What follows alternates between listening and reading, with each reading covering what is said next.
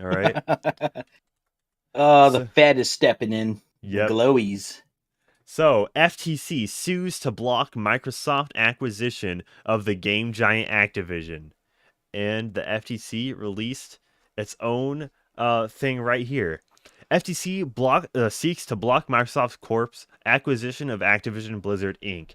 Agency alleges that the maker of Xbox would gain control of top video game franchises, enabling it to harm competition in high-performance gaming consoles and subscription services by denying or degrading rivals' access to its popular content. So, let's just go over it right now. We'll do it live.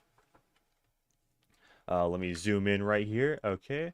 The Federal Trade Commission is seeking to block technology giant Microsoft Corp from acquiring leading video game developer Activision Blizzard Incorporated and its blockbuster gaming franchises such as Call of Duty, alleging that the $69 billion deal, Microsoft's largest ever at the largest ever in the video game industry, would enable Microsoft to suppress competitors to its Xbox gaming consoles and its rapidly growing subscription content and cloud gaming business.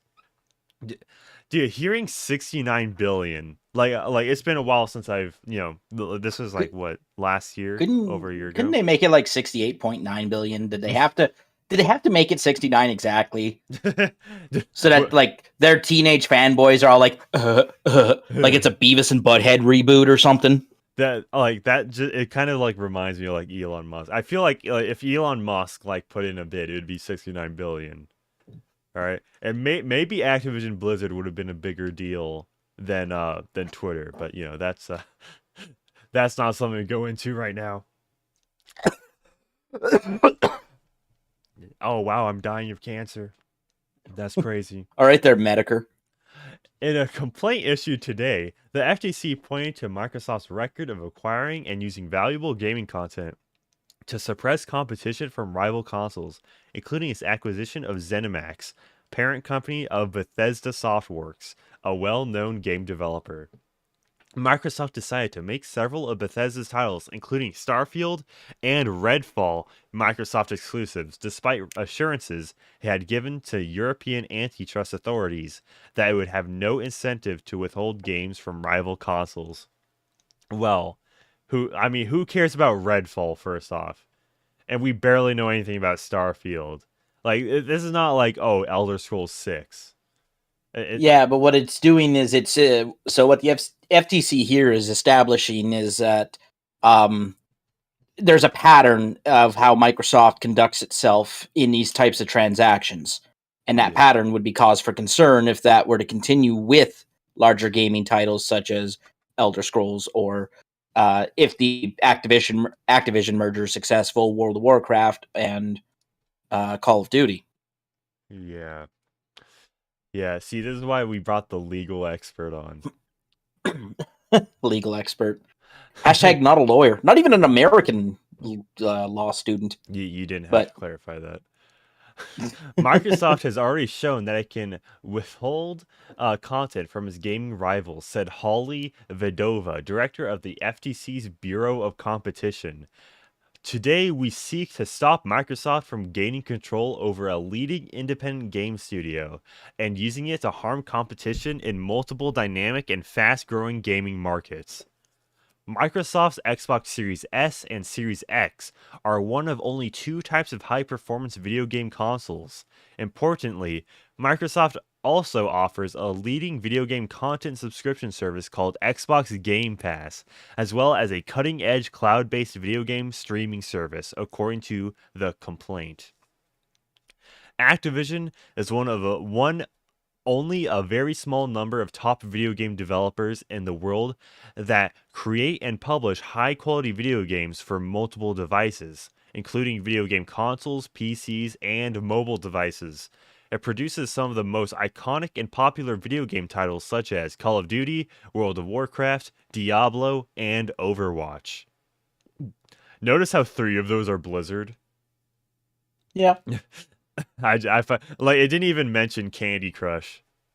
Well, the Activision Blizzard merger itself was the subject of a pretty big FTC complaint back in the Yeah. day, but that Back in was the day, what, back in the day. You know, when 2021? Manic was still in high school. No, wrong.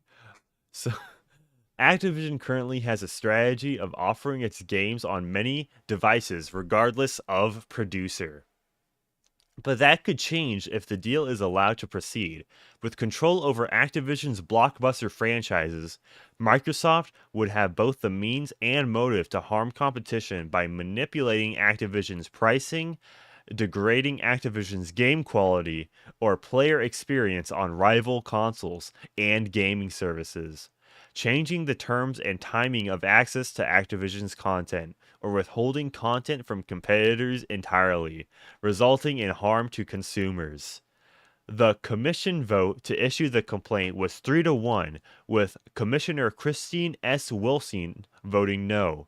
A copy of the administrative complaint will be available shortly. Note: the Commission issues an administrative complaint when it has reason to believe that law has been or is being violated, and it appears to the Commission that a proceeding is in the public interest. The issuance of the administrative complaint marks the beginning of a proceeding in which the allegations will be tried in a formal hearing and administrative law judge. So, how do you feel about this acquisition? Do you think it's in jeopardy? Do you think it's probably still going to go through after a little scrutiny? Well, it's going to depend on I mean, you can never predict how judges are going to rule on certain things. If you look at the precedent, there's not a lot of times where the administrative court will step in and interfere with private companies. But Microsoft is the one that does often get itself in trouble with the FTC and European antitrust as well, which is not binding on the U.S. court, but it is relevant. So they can point to Microsoft's antitrust problems in Europe to claim that it would support their position that Microsoft would engage in anti-competitive and antitrust behavior in the United States. Now, of course, that's not binding on the court. No European court can, bind an American court, but it's persuasive. We say in the legal field. So Microsoft, I mean, the totality of all of this information is that the deal is in trouble. It is incumbent on the government. They have the burden of proof to show that there is irreparable harm that would happen to the gaming consumer before a court will block this deal. So that is a pretty high threshold to meet. Yeah. So what the FTC is going to have to show is that, and what they are trying to show is that Microsoft has a history of buying out competition and then killing the competition. And this can apply to any industry, correct? It doesn't have to only apply to the gaming industry. No, for this particular proceeding, they can't use Microsoft's anti-competitive Windows practices to make a strong argument for the gaming studio. Okay. Those are separate. I mean, I don't know exactly Microsoft's corporate legal structure, but I would imagine that Microsoft Gaming is a very separate component from its Windows division, if not even separate corps. Right? Basically. Just like YouTube and the rest of Google are separate corporations, and they're owned by Alphabet. Mm-hmm. So it wouldn't surprise me that the FTC stepped in, just because the FTC's mandate is all about consumer protection. So they administer the Consumer Protection Rights Act. They handle disputes like customer disputes with airlines. This is all the Federal Trade Commission, for those who don't know, for the non-Americans in this audience. So they are the consumer advocacy component of American administrative law. So this is well within their mandate. They always investigate claims of antitrust and anti-competition. Mm-hmm. And this certainly would harm competition. On its face, these two massive studios merging together with vertical. So those who are familiar with business terminology will understand the term vertical integration. It's when companies start buying their supply chains. So grocers are a good example of that. A lot of grocers have gone to buying supply chains up to and including farms, so that they can supply their own grocery stores with reliable supply of food. The problem becomes that if the grocery store owns a farm, they will sell the food for a lower price to its own grocery store than to any other grocery store, which then is an anti-competitive practice, right? We are a Yeah. capitalist market, so competition is core in our economic system. Without competition, you are. I mean, if there is no competition, it's defined as a monopoly. So monopolies are great for price discrimination. They're terrible for consumer choice. Yeah. And so the FTC's mandate is to prevent monopolies whenever possible. The most famous example would be the breakup of Standard Oil into the big five that we see today.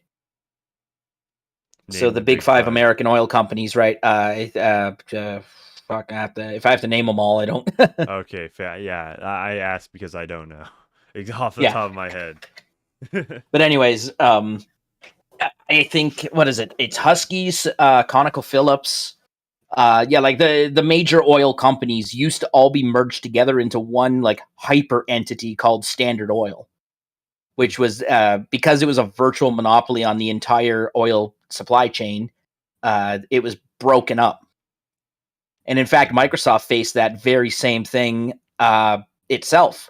Now, the ruling went Microsoft's way. They weren't forced to break up, but they were really close to having the same thing happen to them because they just were so dominant in the consumer PC market. Yeah. Now, vertical integration for a game studio would be, for a game publisher is buying up all the game studios. So now you have control over the supply of games and its distribution. If you're also a hardware maker, then of course you're vertically integrating the other direction too. So now you have control over the end device that is used to play the game that you own. So you can see how that becomes an issue where um, games made by Microsoft Studio are under no incentive to sell them to Sony or to license them to Sony or to Nintendo. In fact, it would actually be to their detriment to do so because if you also sell the hardware, people would be forced to buy an Xbox to play these top tier games. Yeah, and also, Xbox does sell their consoles at a loss, but they do make up for it with Game Pass subscriptions and whenever you use the like Xbox store, so ordering a game digitally, I think Xbox takes like a 20-30% cut maybe. And the same thing does apply to physical games where like 5 to 10% does go to if you buy the like Xbox version of Sonic Frontiers, like 10% goes to Xbox. And I used to work in consumer electronics back, way back when I was in high school. But the consumer electronics market makes almost no profit on selling a video game. So it's even worse for them, right? They make Yeah. no profit on the hardware and no profit on the software. So the only thing they make profit on is selling you extended warranties and the third party um, accessories. So selling you an official Xbox game controller makes them like 30 cents profit. The store.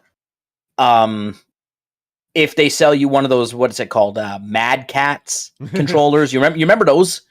uh, can't quite say I do, but I know what you're talking about. Yeah, they actually make something like $10, $15 profit if they sell you a Mad Cats controller. So, yeah, it's the margins are not very good Yeah. in the retail space. I remember back in the Xbox 360 days, like there would be like GameStop branded Xbox controllers. Yeah, and that would the private that's referred to in the business as private label. So that has your highest margin. They also offer the best warranty for that kind of stuff. Mm. So you'll notice that if you flip the thing over and it'll say like 2 years, no questions asked, replacement warranty, and you're like, wow, that's pretty good. Yeah. Yeah, It's this is because they're controlling the because it's a private label item, right? So they just get it manufactured at the exact same plant, but rather than paying the Microsoft license fee, they just throw their own sticker on it. mhm. So Yeah, and that's not just video game stuff too. Like all electronics, every electronic store has their own private label. So yeah. they'll often mark the price. The cheapest TV you'll buy is that store's private label. Walmart has one. Best Buy has one. The Source has one. I don't know if you Americans have the Source, but we still do up here. They used to be Radio Shack. I remember Radio Shack.